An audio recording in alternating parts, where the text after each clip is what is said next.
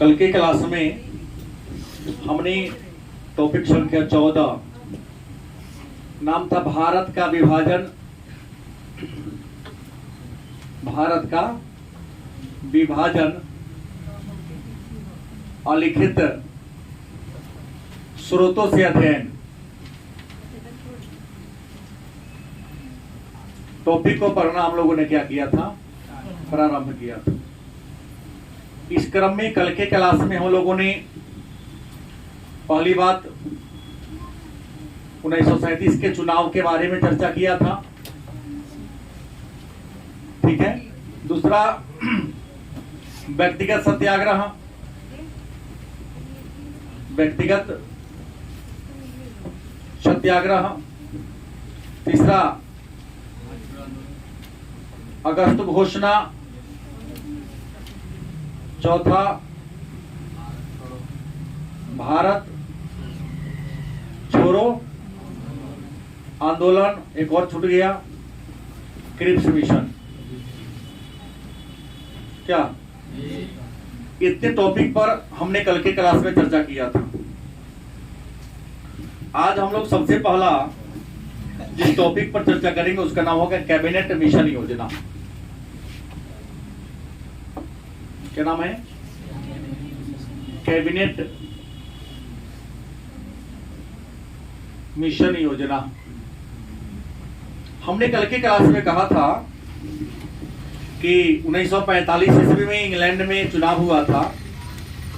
उस चुनाव में जो कंजर्वेटिव पार्टी के नेता थे विंस्टन चर्चिल, जो पहले से प्रधानमंत्री के पद पर आसीन थे, उन्होंने अपने चुनाव प्रचार में कहा था कि भारत को हम तलवार के बल पर जीते हैं और तलवार के बल पर इसको हम दबा के रखेंगे। मतलब भारत की आजादी करने के बारे में उन्होंने कोई प्लान पेश नहीं किया था। वहीं इटली जो लेबर पार्टी के नेता थे, उन्होंने कहा था कि यदि हमारे हाथ में ब्रिटेन की सत्ता आई तो मैं भारत की सत्ता को भारतीयों के हाथ में क्या कर दूंगा, सौंप दूंगा। बात समझ गए? तो भारत की सत्ता को भारतीयों के हाथ में सौंप दूंगा। लेकिन सौंपने से पहले ही हमारे भारत में कुछ अलग अलग प्रकार की घटनाएं घटना शुरू हो गई थी। घटना क्या घटी? तो कैबिनेट मिशन योजना से पहले हम लोग छोटा सा टॉपिक पढ़ना होगा, श्री राजगोपालाचारी योजना। श्री राज गोपालाचारी योजना, जिसको हम शॉर्ट में राजाजी फार्मूला के नाम से भी जानते हैं। और यह फार्मूला 1944 ईस्वी में आया था। ये राजाजी फार्मूला क्या था या श्री राजगोपालाचारी योजना क्या था? तो राजाजी फार्मूला, राजाजी चक्रवर्ती राजगोपालाचारी का उपनाम है। मतलब किस महापुरुष को राजाजी उपनाम से जानते हैं? चक्रवर्ती राजगोपालाचारी को। और राजाजी के नाम से एक राष्ट्रीय उद्यान भी है यूपी में। हमारे भारत की आजादी के पहले अंग्रेजों ने मात्र घोषणा किया था कि भारत की सत्ता को भारतीयों के हाथ में क्या करूंगा, सौंप दूंगा। इस घोषणा के साथ ही आपको बता दें, मुस्लिम लीग ने पाकिस्तान के मांग को बहुत तेज कर दिया और भारत में सांप्रदायिकता बहुत ज्यादा क्या हो गया, उग्र रूप धारण कर लिया। अब मन में एक प्रश्न होगा कि एक और नया बात आ जाएगा कि ये सांप्रदायिकता जो आपने कहा कि सांप्रदायिकता क्या है, सांप्रदायिकता क्या है या सांप्रदायिकता से आप क्या समझते हैं? तो बड़ी आसान सा उत्तर होगा कि सांप्रदायिकता उस स्थिति को कहते हैं जिसमें कोई व्यक्ति अपने धर्म के सामने, अपने धार्मिक मान्यता के सामने अन्य सभी धर्मों को हीन समझता है, नीच समझता है। माने अपने धर्म, अपने धार्मिक सिद्धांत, अपने धार्मिक विचार को सबसे श्रेष्ठ मानता है और दुनिया के अन्य जितने भी धार्मिक विचार हैं, सिद्धांत है, सबको क्या मानता है, नीच समझता है, हीन समझता है, तो इसको हम सांप्रदायिकता के नाम से। और भारत का विभाजन संप्रदाय अर्थात धर्म के आधार पर हुआ है क्या? और सांप्रदायिकता का सबसे बढ़िया उदाहरण गांधी की हत्या है नाथूराम गोडसे के द्वारा। गलत कि सही? हाँ हाँ। तो प्रश्न है, सांप्रदायिकता की भावना तेज हो गई थी, हिंदू और मुसलमान के बीच सांप्रदायिक दंगे छिड़ गए थे। जहां हिंदू बाहुल इलाका था वहां मुसलमानों को क्षति पहुंचाया जा रहा था, और जहां मुसलमानों की बहुलता थी वहां हिंदुओं को क्षति पहुंचाया जा रहा था। तो इसी समय जब हिंदू और मुसलमान के बीच मतभेद बहुत ज्यादा बढ़ गया था, दोनों में तालमेल की स्थिति नहीं थी, तो भारत के एक बहुत बड़े समाज सुधारक या यूं कह सकते स्वतंत्रता सेनानी चक्रवर्ती राजगोपालाचारी हिंदू और मुसलमान नेता या यूं कह सकते हैं कांग्रेस व लीग के बीच क्या कराने का प्रयास किया? समझौता कराने के लिए। मतलब मुस्लिम लीग और कांग्रेस के बीच अनबन बहुत तेज हो गया था। उन दोनों के बीच समझौता कराने के लिए चक्रवर्ती राजगोपालाचारी ने एक अपील किया था, एक घोषणा किया था कि हिंदू और मुसलमान साथ मिलजुल कर स्वतंत्रता की लड़ाई लड़े, स्वतंत्रता का डिमांड करें। आजादी से पहले ये जो आपस में छोटी मोटी झड़पें कर रहे, झड़प रहे, आपस में लड़ रहे, लड़ने का काम ना करे, छोड़ दे। इसी घोषणा को हम कहते हैं राजाजी फॉर्मूला। मतलब चक्रवर्ती राजगोपालाचारी ने हिंदू और मुसलमानों के बीच जो मतभेद था उसको दूर करने के लिए, कांग्रेस और मुस्लिम लीग के बीच समझौता कराने के लिए नहीं, एक योजना पेश किया था। इस योजना में कहा कि हिंदू और मुसलमान दोनों साथ मिलकर अंग्रेजों से आजादी की क्या करें, मांग करे। दोनों अलग अलग रहकर, अलग होकर आजादी की मांग करेगा तो आजादी देर से मिलेगी या न भी मिल सकती है। क्योंकि यह प्लान राजाजी ने फिर और चक्रवर्ती राजगोपालाचारी ने दिया था, इसलिए राजाजी फॉर्मूला कहा था। लेकिन योजना क्या हो गया? फेल हो गया, क्योंकि मोहम्मद अली जिन्ना को पाकिस्तान के अलावे कुछ नहीं चाहिए। रोटी भी उसको नहीं चाहिए, भात भी उसको नहीं चाहिए। क्या चाहिए? केवल पाकिस्तान चाहिए। इसके बाद एक और योजना मैं बता दूं। इस राजाजी फॉर्मूला जब फेल हो गया, तो राजाजी फॉर्मूला को लागू करने के लिए कहा था किसने? बैवेल ने कहा था। कौन कहा था? तो लॉर्ड बैवेल जो भारत के क्या थे? वायसराय। देखा कि राजाजी योजना फेल हो गया, इन्होंने 1945 ईस्वी में 25 जून 1945 को कहा? शिमला में। शिमला हिमाचल प्रदेश की क्या है? राजधानी। 25 जून 1945 को वायसराय बैवेल ने शिमला में इसको कांग्रेस और लीग के, मतलब मुस्लिम लीग के प्रमुख नेताओं को क्या किया? मीटिंग बुलाया। मीटिंग बुलाने से पहले कांग्रेस के जितने भी नेता जेल में थे उसको रिहा कर दिया, मुस्लिम लीग के जितने भी नेता थे जेल में उसको क्या कर दिया? रिहा कर दिया। जेल से रिहा करने के बाद दोनों के बीच जो गतिरोध था उस गतिरोध को दूर किया, और दूर करके दोनों को मिला करके मीटिंग बुलाया और कहा कि आप लोग लड़ाई झगड़ा क्या कर दे, छोड़ दे। मैं आप सबके डेवलपमेंट के लिए, आपके विकास के लिए बहुत ही सुंदर प्लान लेकर आया हूं। उसमें पहला कि गवर्नर जनरल के परिषद का विस्तार किया जाएगा, प्रधान सेनापति को छोड़कर सारा डिपार्टमेंट भारतीयों को दे दिया जाएगा। गवर्नर जनरल की परिषद में हिंदू और मुसलमान की संख्या बराबर बराबर रखी जाएगी। विदेश विभाग भारतीयों को सौंप दिया जाएगा और भारत में एक परिषद का गठन किया जाएगा, वो अंतरिम सरकार की तरह काम करेगी। मतलब अंतरिम सरकार के बारे में पहली बार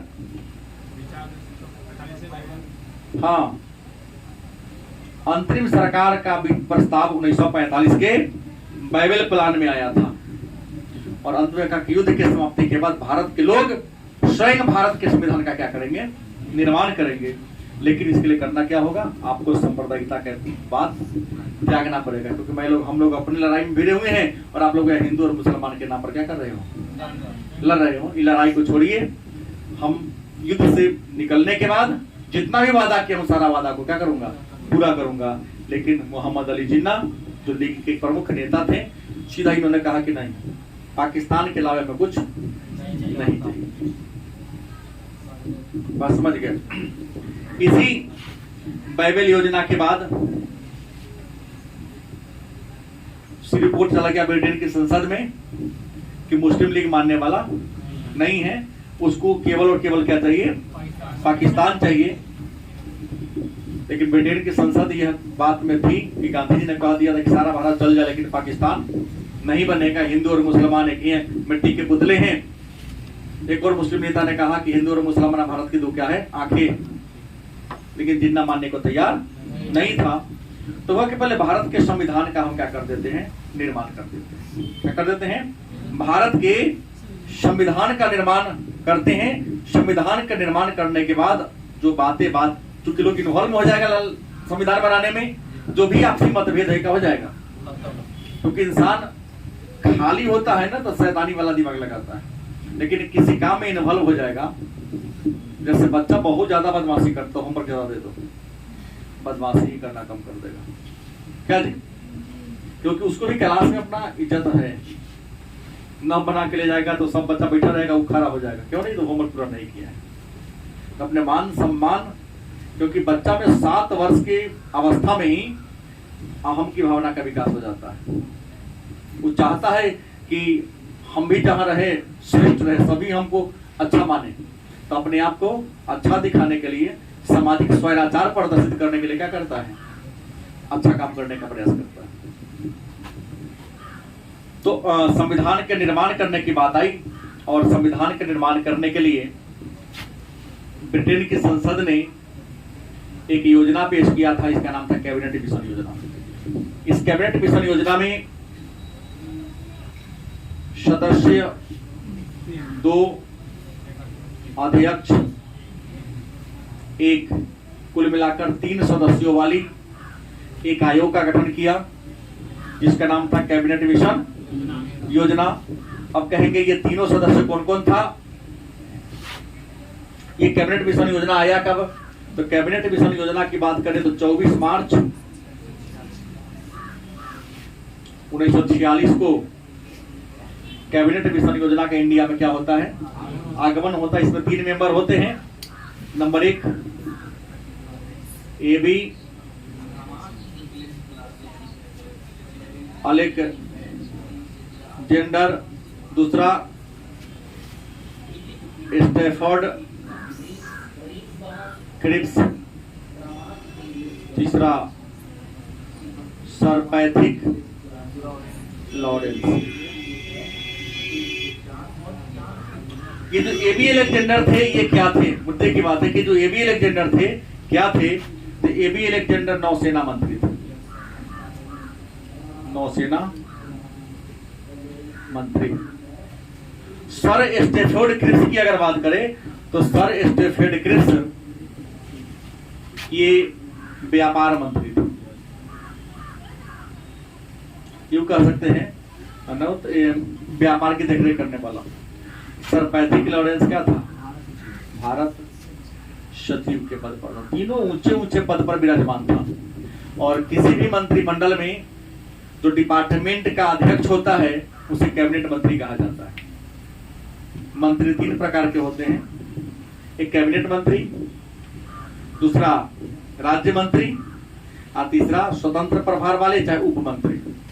तो कैबिनेट मंत्री उस मंत्री को कहते हैं जो अपने विभाग का हेड होता है, सर्वे सर्वा होता है, उसके ऊपर कोई नहीं, तो केवल प्रेसिडेंट होते हैं। वो अपना रिपोर्ट केवल राष्ट्रपति को पेश करते हैं, पीएम को भी नहीं देते, क्योंकि बजट वित्त मंत्री नहीं राष्ट्रपति पेश करते हैं।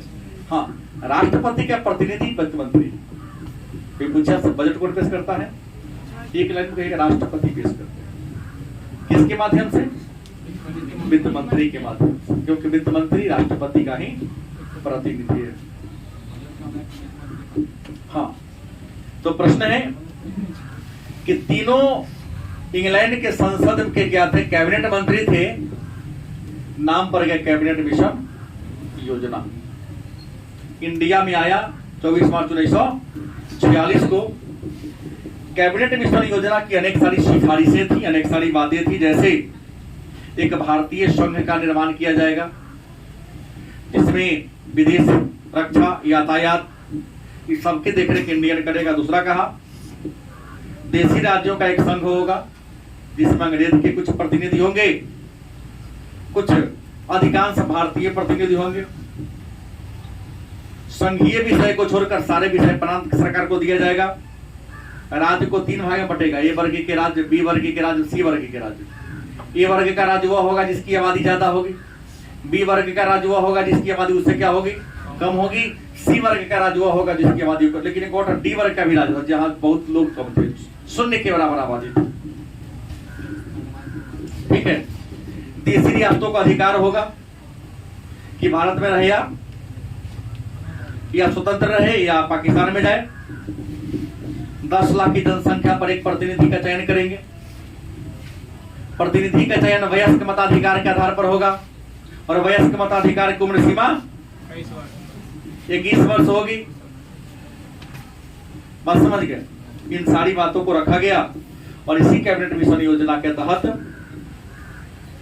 आपको बता दें जून जुलाई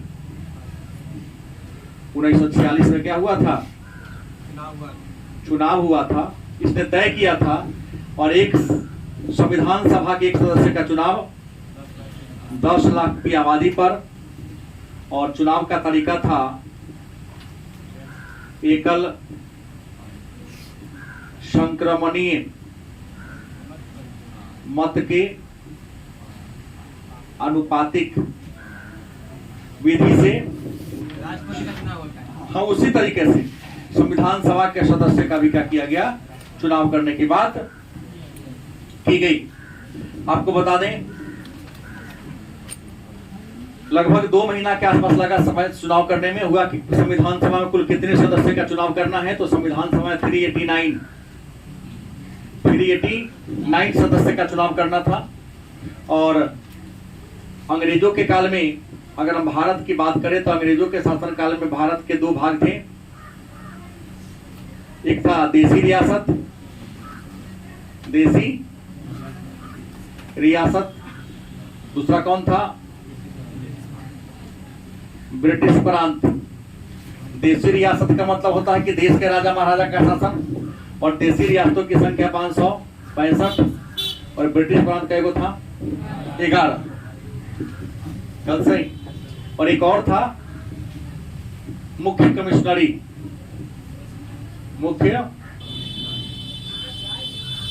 वाला क्षेत्र, और मुख्य कमिश्नरी क्षेत्र कितने थे, 4 थे। और आपको बता दें अंग्रेजों के शासनकाल में भारत के जिस एरिया पर अंग्रेजों का शासन था उसके मानचित्र में रंग कैसा था, लाल रंग, जिसको लाल भारत कहा जाता था। देशी रियासतों का प्रतिनिधि जहां देशी भारत के राजा महाराजा का शासन था उसके मानचित्र रंग कैसा था, पीला, इसको लिए पीला भारत इसको कहा जाता था। तो वह 389 सदस्य का चुनाव होना है। इस 389 सदस्य में ब्रिटिश प्रांत से कितना आएगा, 292। कमिश्नरी क्षेत्र के कै गो रहेगा, 4 गो, और देशी रियासत को कै गो होगा, 93 गो होगा। अगर आप 292 प्लस 93 प्लस 4 जोड़ेंगे तो 389 हो जाएगा। इतना हुआ बात। इसमें अगर बात करें कि मुसलमान के लिए कितना सीट फिक्स था, तो मुसलमान के लिए 79 गो सीट था। क्या जी, एससी के लिए 26, एसटी के लिए 33, सिख के लिए 5 सीट फिक्स कर दिया गया था आबादी को देखकर कि इतना इतना सीट सबको क्या होगा, मिलेगा। उसके बस समझ गए। चुनाव हुआ, लेकिन जब चुनाव कराया गया तो चुनाव में कांग्रेस को कितना सीट मिला, जनरल सीट 212 गो था यहाँ, मतलब जनरल सीट क्या गो था, 212 गो था। लीग कांग्रेस को कितना मिल गया और लीग को कितना मिला? मात्र 72 के 73। लीग को सीट मिला कितना था? 79। सामान्य सीट बड़ी खड़ा हो सकता था, लेकिन अगर अपन जितना सीट था उतना बढ़ी क्या हुआ? लीग का नेता नहीं जीता। तो आपको बता दें संविधान सभा का इसने क्या कर दिया? कैबिनेट मिशन योजना के तहत संविधान सभा का निर्माण हुआ था। कोई पूछेगा कि भारत के संविधान को बनाने वाली सभा का नाम क्या है? संविधान सभा। और संविधान सभा का गठन किस योजना के द्वारा हुआ? कैबिनेट मिशन योजना। कैबिनेट मिशन योजना भारत का आया 24 मार्च 1900। कितने मेंबर थे? तो अध्यक्ष को लेकर के 3। इसमें सबका नाम मैं दिया हूं। चुनाव कराया जुलाई में 10 लाख की आबादी पर, एकल संक्रमणीय मत के अनुपातिक विधि पर। कितने सदस्य का चुनाव कराना था? 389 का, देशी रियासत का 93, मुख्य कमिश्नरी क्षेत्र का 4, ब्रिटिश प्रांत के। चुनाव में लीग को मिला मात्र 73, कांग्रेस को मिला 208। संविधान कैबिनेट मिशन योजना के तहत जो चुनाव हुआ, इसमें हैदराबाद ऐसा रियासत था जो भाग नहीं लिया था। हैदराबाद ऐसा रियासत था जिन्होंने चुनाव में हिस्सा नहीं लिया था। और संविधान सभा का जब चुनाव हो गया तो संविधान सभा का गठन की बात करते हैं, तो संविधान सभा का गठन कब हो गया? नवंबर में। और पहली बार बैठक की बात करें तो पहली बार बैठक 9 दिसंबर 1946 को संविधान सभा की पहली बार क्या होती है? बैठक हो जाती है। इस बैठक का आयोजन दिल्ली के संसद भवन के केंद्रीय कक्ष में हुआ था। बात समझ गए? लेकिन पहली बैठक का बहिष्कार कर दिया किसने? लीग ने। गलती सही? हालांकि संविधान सभा के पहली बैठक होने से पहले यहां मैंने कहा कि कैबिनेट मिशन योजना के तहत एक प्रस्ताव आया था कि अंतरिम सरकार का निर्माण करेंगे। तो अंतरिम सरकार का गठन किया गया था 2 सितंबर 1946 को गठन कर दिया गया। पंडित नेहरू ने कहा 16 सितंबर को हम लोग क्या बनाएंगे? 1946 को सरकार का गठन करेंगे। क्या करेंगे? सरकार का गठन करने का प्रस्ताव नेहरू ने कब लिया? अंतरिम सरकार का 16 सितंबर 1946 को। गलत सही? जीना ने क्या कहा कि हम प्रत्यक्ष कार्यवाही दिवस मनाएंगे। तो सरकार बनाओ, हम प्रत्यक्ष कार्यवाही में दिवस मनाएंगे। और प्रत्यक्ष कार्यवाही दिवस मनाया। नारा क्या दिया? लेकर रहेंगे पाकिस्तान, लड़कर लेंगे पाकिस्तान। ऐसा नारा लगाना क्या कर दिया? शुरू कर दिया। खिजर हयात मंत्रिमंडल मुर्दाबाद, क्योंकि पंजाब में खिजर हयात का मंत्रिमंडल बना था। नहीं, इस प्रकार से हल्ला गुल्ला करना क्या कर दिया? शुरू कर दिया। इधर संविधान सभा की पहली बैठक हुई, इसका भी क्या कर दिया? बहिष्कार कर दिया। संविधान सभा में 389 मेंबर थे, लेकिन पहली बैठक के दिन मात्र अध्यक्ष को मिलाकर 211 मेंबर ने हिस्सा लिया था। सभा में जो सबसे वरिष्ठ मेंबर थे, सभा में जो पहली बैठक में सबसे वरिष्ठ मेंबर थे, अपने बिहार के डॉक्टर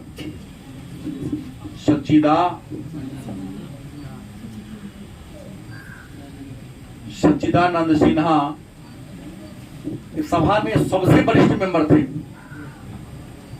तो पहले बैठक का नेतृत्व, पहले बैठक की अध्यक्षता करने का दायित्व इन्हों को दिया गया। और यह परंपरा फ्रांस का है कि सभा में जो सबसे वरिष्ठ व्यक्ति होंगे, जो सबसे अनुभवी व्यक्ति होंगे, वही सभा का क्या करेंगे? नेतृत्व करेंगे, सभा का संचालन करेंगे। और डॉक्टर सच्चिदानंद सबसे वरिष्ठ थे, बिहार के थे। और इनको अध्यक्ष की कुर्सी पर डॉक्टर जेबी कृपलानी सच्चिदानंद सिन्हा को सभा में से हाथ पकड़ कर लाए और अध्यक्ष की कुर्सी पर क्या कर दिए? बैठा दिए कि आप सबसे वरिष्ठ हैं, आप ही सभा का क्या करो? संचालन करो। उनके आग्रह पर इन्होंने पहले बैठक का अध्यक्षता कर लिया। 5 तारीख वाला पहले बैठक के अध्यक्ष भी थे, संविधान सभा के पहले अध्यक्ष भी थे, लेकिन अस्थायी थे। 11 दिसंबर को राजेंद्र प्रसाद को इन्हीं के द्वारा अस्थायी अध्यक्ष के रूप में क्या कर लिया? चयन कर लिया गया। कोई दिक्कत? तो संविधान इसके द्वारा क्या हुआ, बनना शुरू हो गया। और 26 नवंबर 1949 को हमारा संविधान बनकर तैयार हो गया। लेकिन यहाँ पर मात्र 15 को अनुच्छेद को लागू किया गया, बाकी संविधान को पूरा 26 जनवरी 1950 को लागू किया गया। और यहाँ हमारा भारत क्या होता है, गणतंत्र हो जाता है। मन में होगा गणतंत्र का मतलब क्या होता है, तो गणतंत्र का मतलब होता है कि देश का अध्यक्ष, राज्य का जो अध्यक्ष होगा या शासन का जो अध्यक्ष होगा वह निर्वाचित व्यक्ति होगा, कोई खानदानी व्यक्ति। 2 वर्ष 11 महीना 18 दिन में हमारा संविधान बन के तैयार हो गया। मूल संविधान को अंग्रेजी भाषा में क्या किया गया था, लिखा गया था। और भी बहुत सारी बातें हैं, इस टॉपिक को पढ़ना है 15 नंबर लेसन में। यह संविधान कैबिनेट मिशन योजना के द्वारा बनना प्रारंभ हो गया। इधर संविधान बन रहा था, लेकिन भारत के लोग दबाव डाल रहे थे इटली पर कि भाई क्या पता, सबको भरोसा नहीं था कि चुनाव में घोषणा कर दिया, हो सकता है कि चुनाव में तो फेंका जाता है, घोषणा कहाँ किया जाता है।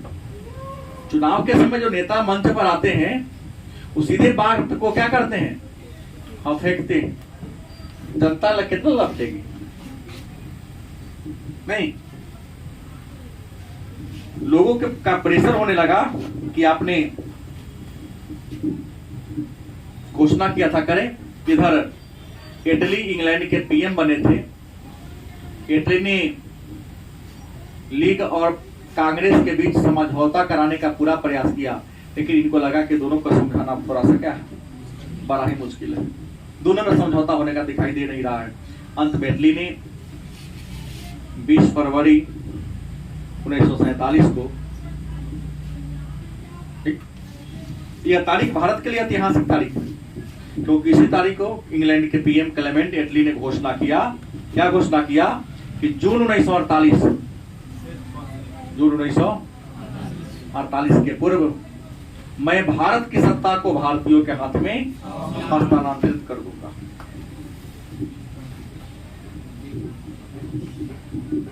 बात समझ गए? लोगों का अब लगा कि तारीख घोषणा कर दिया, महीना घोषणा कर दिया, अब तो आजाद होगा। जैसे ही इसने घोषणा कर लिया तो मोहम्मद अली जिन्ना का कोई धड़कन बढ़ना क्या वो शुरू किया, लगता है कि बिना बटले चल जाएगा ही। अब बिना बटले जाएगा तो बहुत ज्यादा परेशानी होगी। इन्होंने प्रत्यक्ष कार्रवाई दिवस तेज कर दिया, दंगा प्रदर्शन धरना देना क्या कर दिया, शुरू कर दिया। वही लेकर रहेंगे पाकिस्तान, लड़कर लेंगे पाकिस्तान, ऐसा नारा लगाना क्या कर दिया, शुरू कर दिया। देश को सांप्रदायिकता के आग में झोंक दिया गया। भारत के पूर्वी बंगाल कहे तब, पंजाब कहे तब, हिंदू मुसलमान में जबरदस्त, एक दो नहीं, हमको 10 से 15 लाख लोगों की हत्या हुई थी।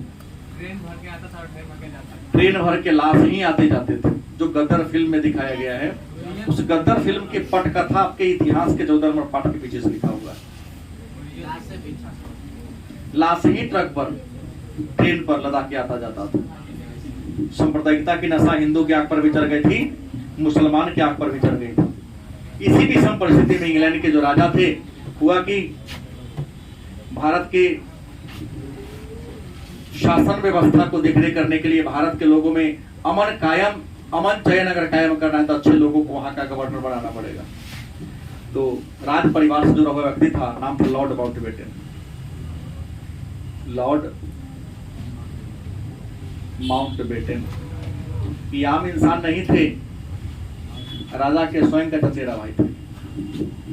हुआ कि आपके परिवार को तो भारत के प्रति बड़ा ही श्रद्धा है, प्रेम है, जरूर आपके बात पे हिंदू और मुसलमान वहां का क्या करेगा, मान जाएगा। आप जाइए प्लीज, समझाइए भारतीयों को। हाँ, जीना को समझाइए। जीना को क्या, हमको तो कहता कि लगता है गांधी को समझाने पर समझ जाता। क्या दिक्कत था, जीना को पीएम बना देते, कम से कम इंडिया तो नहीं बढ़ता। और इंडिया नहीं बनता तो आज भारत कुछ और होता। क्या ऐसे ही कैंसर के रोगी था, वो मरिए जाता था, पीएम बन के शौक पूरा तो हो जाता होगा। हाँ, ख्वाहिश पूरा हो जाता। लॉर्ड माउंटबेटन आए, समझा उठाने का बड़ी प्रयास किया, लेकिन मोहम्मद अली जिन्ना मानने को तैयार नहीं थे। वो तो सीधा नारा लगा दिया कि लेकर रहेंगे पाकिस्तान, लड़कर लेंगे पाकिस्तान। महात्मा गांधी से लॉर्ड माउंटबेटन मिले, कहा कि हम उनसे मिलना चाहते हैं, हम इससे पहले कहीं मिले नहीं थे। गांधी को हाईटी पर बुलाया, रात में भोजन करेंगे आपके साथ, नाश्ता उस्ता चुराइए। गांधी जी गए थे, ये कहानी जो मैं बोल रहा हूँ, आधी रात को आजादी एक पुस्तक वहां पढ़ेंगे तो मिलेगा। गांधी आया तो कहा कि मैं गांधी से मिलूंगा। कि कौन है? जो इंग्लैंड में उनके नाम की भी चर्चा है। गांधी को सूचना दिलवाया गया। गांधी जी कहे ठीक है मैं कल आऊंगा उनसे मिलने।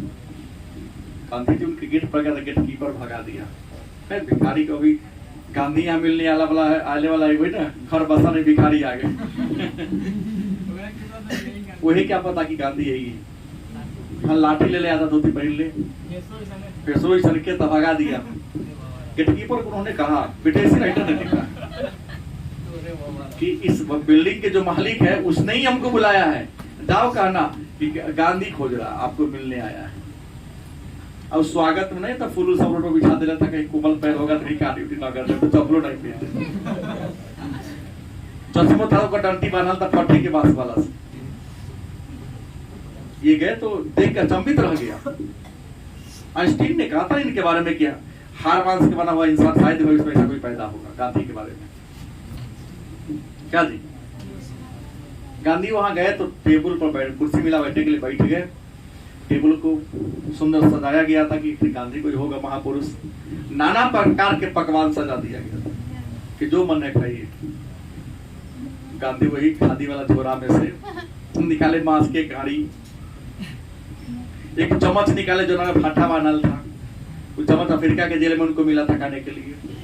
निकाले कटोरा बांस के पोखी में से निकाले दूध, 3 गो या 2 गो रोटी खाते, उससे अधिक नहीं खाते। दूध रोटी, बकरी के दूध। गांधी जी हमेशा अपने पास 7 बकरी लेके चलते थे। बकरी बड़ा लॉजिकल बात है कि बकरी थोड़ा ही चारा में उसका पेट भर जाएगा। जहां चलेंगे साथ लेके चलेंगे। बस समझ गए। निकाले खाए, कहा कि ये सब तो नहीं, हमको ये सब परहेज नहीं है, ये हमारे लिए नहीं। उनकी पत्नी ने, लॉर्ड माउंटबेटन ने मान लिया कि इसलिए तुम इंसानी देवता के समान है। कितना चीज मिलने के बाद भी उसी चीज का यूज कर रहा है जो इसके लिए क्या है जरूरी। आम आदमी को बोलता था, कहता ना सब दे दो, ना होगा तो कुछ पच जाएगा तो पॉकेटों में रख के ले जाते, 12 बच्चा करे खाएगा। क्या जी? गांधी से देखिए पुस्तक में दिया, वार्ता हुई है, बात हुई है। गांधी ने मानने से ये कर दिया कि बंटवारा क्या होगा, नहीं होगा। लेकिन जिन्ना इतना ज्यादा हट कर दिया था कि लॉर्ड माउंटबेटन जो भारत के स्वतंत्र भारत के पहले और स्वतंत्र भारत के अंतिम वायसराय, चाहे गवर्नर जनरल कह सकते हैं, वायसराय थे। स्वतंत्र भारत के पहले वायसराय कौन थे? स्वतंत्र भारत के अंतिम वायसराय कौन थे? लेकिन स्वतंत्र भारत के पहले भारतीय पूछेगा, किताब क्या लिखता मैं नहीं जानता हूं, लेकिन सही उत्तर होगा राजा जी। और राष्ट्रपति भवन में रहने वाला पहला इंडियन यही थे। कुछ के पद पर ही गए थे। जब भारत में आजाद हो गया, गणतंत्र हो गया, तो गवर्नर जनरल के पद को समाप्त कर दिया गया और गवर्नर जनरल को ही राष्ट्रपति के रूप में कन्वर्ट कर दिया गया। लॉर्ड माउंटबेटन देखा कि कुछ भी हो गया, बदलने वाला बात नहीं है, तो लॉर्ड माउंटबेटन ने 3 जून 1948 में घोषणा पत्र जारी कर दिया।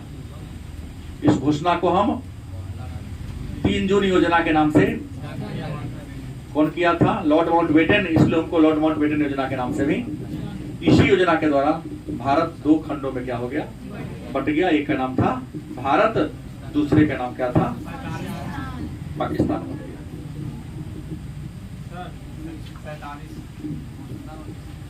नहीं, लॉर्ड माउंटबेटन योजना 1948 में आया था। लॉर्ड माउंटबेटन योजना का 1948 में आई थी। सॉरी, गलती बोल दिया। आप ठीक बोल रहे हैं, दिमाग में 47। आजादी करने की घोषणा की गई और इसी योजना के तहत 14 अगस्त को देश का क्या हो गया, विभाजन हो गया, या बंटवारा हो गया। 14 अगस्त को 14 अगस्त 1947 को कौन देश बन गया, पाकिस्तान। और 15 अगस्त 1947 को इंडिया बन गया। दोनों के बीच सीमा रेखा खींचा गया। 1947 में नाम पड़ गया रेड क्लिफ, रेड क्लिफ के द्वारा खींचा गया। अब प्रश्न है, आखिर अंग्रेजों ने भारत को क्यों छोड़ा, जबकि चर्चिल तो कहा था कि भारत के तलवार के बल पर जीते हैं दबा के रखेंगे। मतलब अंग्रेजों ने भारत को क्यों छोड़ा, आजाद क्यों किया, क्या मजबूरी थी? तो पहली बात यह थी कि भारतीयों में राष्ट्रीय चेतना का क्या हो गया था, उदय हो गया था या विकास हो गया था। जो एक बार सत्ता का सुख भोग लेता है, आजादी का जीवन जी लेता है, बड़ा मुश्किल होता है उसको कंट्रोल में रखना। गलत सही, जिसका पैर एक बार घर से बाहर निकल जाए, अब पहली बार अगर आप नहीं रोके तो दोबारा रोकना आपके पास की बात नहीं हो पाएगी। तो लोगों ने आजादी का चख लिया था स्वाद कि आजाद रहेंगे तो हमारा पोजीशन क्या होगा, गुलामी में पोजीशन कैसा। दूसरा कारण था इंग्लैंड की दुर्बल स्थिति, इंग्लैंड की दुर्बल। सेकेंड वर्ल्ड वॉर में इतना ज्यादा धन और सेना का क्षति हुआ था अंग्रेजों को, उसे संभल पाना अंग्रेजों के बस की बात। बहुत ज्यादा अंग्रेज क्या हो गया था, कमजोर हो गया था। किसी को गुलाम बना के रखने के लिए थोड़ा पैसे की जरूरत होती है, ताकत की जरूरत होती है। ऐसे भी गांव में कहावत है कि बाबू बनना ढेुआ खर्चा करे कोई, अब बिना ढेुआ के गुलाम के ना बना के रखे। इंग्लैंड दुर्बल हो गया था, कमजोर हो गया था। तीसरा कारण था एशिया तथा एशिया में स्वतंत्रता आंदोलन का उदय।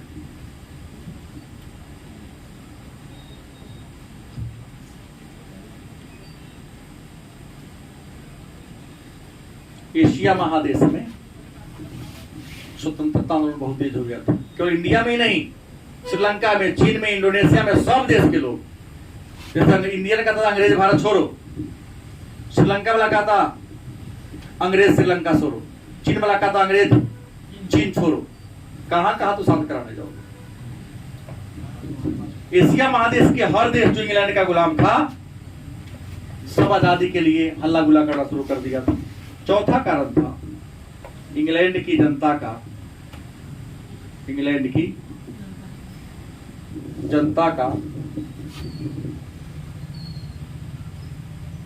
दबाव कह सकते हैं, क्योंकि इटली ने कहा था कि इंडिया को आजाद कर देंगे तो जीत गया। चर्चिल ने कहा कि इंडिया को गुलाम बना के रखेंगे, तो चुनाव में क्या हो गया।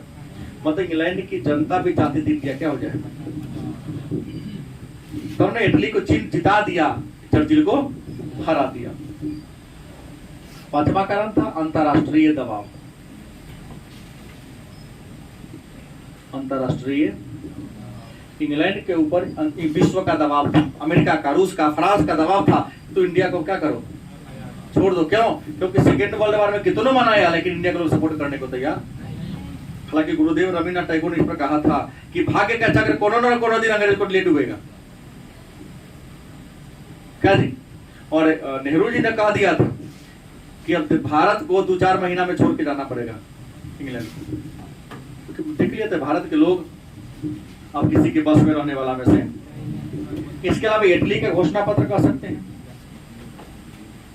इटली का घोषणा पत्र। इटली ने घोषणा क्या किया था चुनाव में, यदि मैं जीत गया तो भारत की सत्ता को भारतीयों के हाथ में। इसके अलावा ब्रिटिश अधीयता, ब्रिटिश